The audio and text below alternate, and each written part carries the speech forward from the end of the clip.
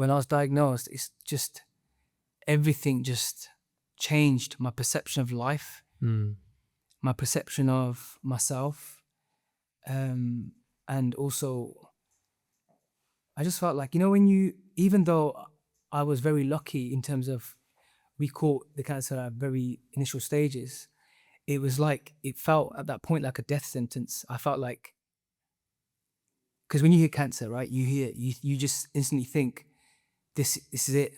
That's how you feel. And I just felt like, I need to change my mindset. I need to change how I feel. I need to change. I need to just knock that switch, which is such a difficult thing to do.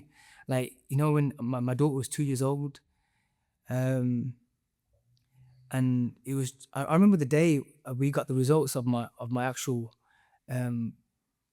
diagnosis. We went to a hospital in Nottingham, and I was with my wife, and I remember just coming out and we just hugged each other and cried in the car park. How old are you? I was 39 then, I think. Yeah. And it just felt like, I don't know, it just felt like, is this it? How did you first realize something was up? What made you have that scan? Because this is why you're sat here right now, is because you're sharing your story. You've created such impact already, and people look up to you as a music artist, but just as much as a man who's creating so much positive change and awareness, and the journey you've been on. Thanks, man. So what was it? Did you notice something? Do you know what? My missus always says you're a hypochondriac. You're always picking up on things so quick, and you just make it a massive thing out of nothing. But and I think I was like that for a long period, right? But I just felt like, always felt tired. I always felt really drained. My energy was really low, and I had, what happened was, I woke up one morning and my face just swelled up, my lymph nodes swelled up. And I was thinking, what the hell is this? This is weird. Went to the doctor, checked it out. He said, look, I think you just got an infection. And because when you have an infection, your lymph nodes, they inflame first, right? And then, anyway, went for a blood test. Everything was fine with blood tests, but I just felt something was wrong. When I was going to the gym, it wasn't feeling right. And I was really, my face was inflamed, my body was inflamed. Something isn't right. And then I broke out in a rash. And I had real severe eczema all over my arms, my legs. And I was like, just something isn't right. And then exactly 1 year later, I went back to the doctors, and he prescribed me this like steroid cream. And I was refusing to use it because I didn't believe in it. And I said, look, I want to get these checked.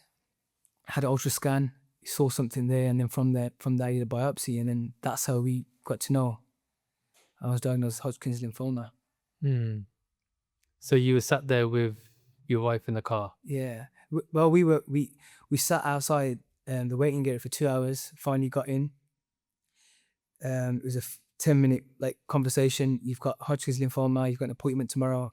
You just start your chemotherapy and start your radiotherapy. Well, they said we can't give you too much information, but tomorrow you've got an appointment, and then from that you can decide the route for you. Wow. But and what did your wife say to you? Do you know what? She's a soldier. My wife's a soldier, man. She's a soldier. She just said, look, let's not think of the worst. Let's see what happens. Let's see what they say. But I just want to say one thing. In the build-up of before I got my result, I haven't spoken about this. I just want to say that, like, everybody that's listening to this podcast or watching this podcast, I know how it feels. I know how it feels in 2 weeks of waiting for a biopsy result. Like, when I hear someone's got cancer, when I hear somebody's going through something and waiting for a result, I know exactly how that feels. How does it feel? It feels like your world is going to end. Like, nothing is going to help save you. Like, and you even question God. You question yourself. You question your life. You question the people around you. You question your career path. You question your family, your friends, and everything, the decisions you've made in your life. you question everything. Mm. And then when you get the result, and I mean, I felt quite relieved. At least I know what it is. I can work on something. But I was obviously very upset. Yeah. That, even that moment, I remember I came home, and my wife said to me, I was just on the sofa, just laying down. My wife said, "When you do," I was in my kumbal, just laying down in my blanket, and I'm like, it's hard being like this, man. Just laying, being sick. She goes, "You're not sick. Just get your fucking ass up and get to the gym, because that's what you're doing 3-4 days before this." Mm. And that little push helped me. And I think the days after that, I mean, I had even moments of like, I remember this one moment when I went into the bathroom. I was thinking, I looked at myself in the mirror and I was like, look, there's 2 ways you can do this. You can take the easy way out, but it's not the easy way out. Or you can be a man and face this and